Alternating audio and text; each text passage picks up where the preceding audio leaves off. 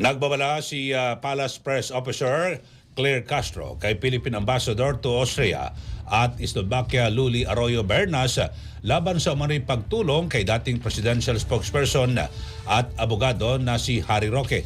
Ito matapos na kumalat sa social media mga larawan na magkasama si Roque at si Arroyo Bernas na nagdulot ng espekulasyon lalo't taghain ng asylum application si Roque sa Austria.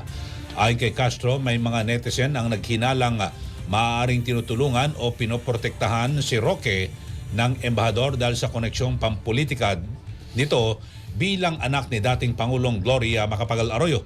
Iginit ni Castro na hindi na rapat sa isang kinatawan ng Pilipinas sa ibang bansa ang magkubli o tumulong sa isang puganting individual dahil tungkulin ng mga diplomat na ipatupad at igalang ang batas. Nilinaw rin ni Castro na kinumpirma ng Department of Foreign Affairs na ang kumakalat na larawan ay kuha pa noong 2023 sa Austria at hindi kamakailan.